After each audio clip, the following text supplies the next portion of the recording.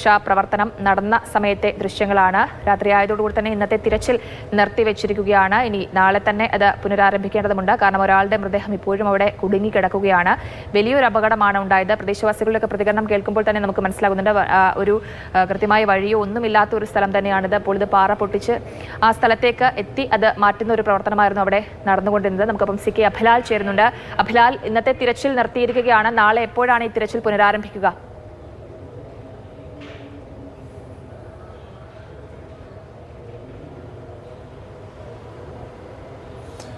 ഇന്ന് രാത്രി തുടർ അപകടങ്ങളുടെ സാധ്യത കണക്കിലെടുത്തുകൊണ്ടാണ് താൽക്കാലികമായി ദൗത്യം നിർത്തിവച്ചിരിക്കുന്നു. നാളെ അതിരാവിലെ തന്നെ ദൗത്യം പുനരാരംഭിക്കും. ജില്ലാ കളക്ടറുടെ നിർദ്ദേശപ്രകാരം NDRFിൻ്റെ ടീം എത്തിച്ചേർന്നിട്ടുണ്ട്. ഫയർഫോഴ്സിൻ്റെ പ്രത്യേക പരിശീലനം നേടിയ സംഘാംഗങ്ങൾ കൂടി കോന്നിയിലേക്ക് എത്തിച്ചേരും എന്നുള്ളതാണ് നമുക്ക് ലഭ്യമാകുന്ന വിവരം. എന്നാലും മണിക്കൂറുകൾ നീണ്ട ശ്രമം വേണ്ടിവരും അവശേഷിക്കുന്ന ആളെ കൂടി കണ്ടെത്താൻ എന്നുള്ളത് തീർച്ചയാണ്. കാരണം ഏറെ ദുർഘടം പിടിച്ച ഒരു പ്രദേശത്താണ് ഇനിയുള്ള തിരച്ചിൽ വേണ്ടത്.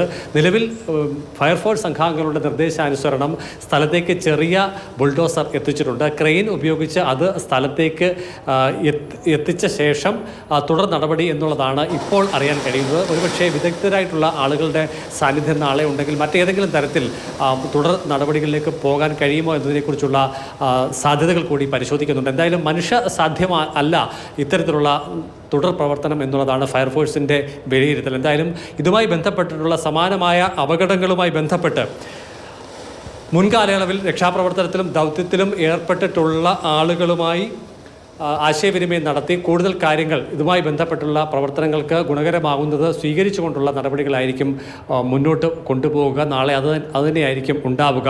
നാളെ ഉച്ചയ്ക്ക് മുൻപായി തന്നെ നല്ല ഫലം പ്രതീക്ഷിക്കാമെന്ന് തന്നെയാണ് കരുതപ്പെടുന്നത്.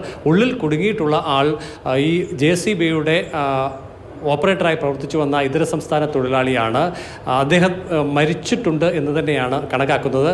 ഈ ഡ്രൈവർ ക്യാബിനുള്ളിൽ കുടുങ്ങി മരിച്ചിട്ടുണ്ട് എന്ന് തന്നെയാണ് കണക്കാക്കുന്നത്. അതേസമയം തന്നെ ലഭിച്ച മഹാദേവൻ്റെ മൃതശരീരം പത്തനംതിട്ട ജനറൽ ആശുപത്രി മോർച്ചറിയിലേക്ക് മാറ്റിയിട്ടുണ്ട്. നാളെ പോസ്റ്റ്മോർട്ടം നടക്കും.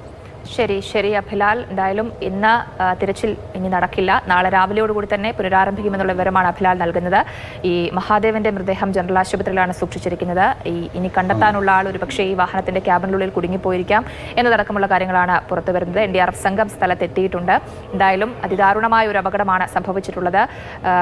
കൂറ്റൻ പാറക്കല്ലുകളാണ് താഴേക്ക് പതിച്ചത്. ഈ 2 ഇതര സംസ്ഥാന തൊഴിലാളികളാണ് അപകടത്തിൽപ്പെടുന്നത്. ഒരാളുടെ മൃതദേഹം കണ്ടെത്തിയിട്ടുണ്ട്. ഇനി ഒരാൾക്കായുള്ള തിരച്ചിൽ നാളെ രാവിലെ തന്നെ പുനരാരംഭിക്കുമെന്നുള്ളതാണ് അറിയാൻ കഴിയുന്നത്. മനുഷ്യസാധ്യമല്ല ആ ഒരു തിരച്ചിൽ എന്നുള്ളത് വ്യക്തമാണ്. കാരണം അത്രമാത്രം കൂറ്റൻ പാറക്കല്ലുകളാണ് ആ ഒരു വാഹനത്തിന്റെ മീതെ കിടക്കുന്നത്.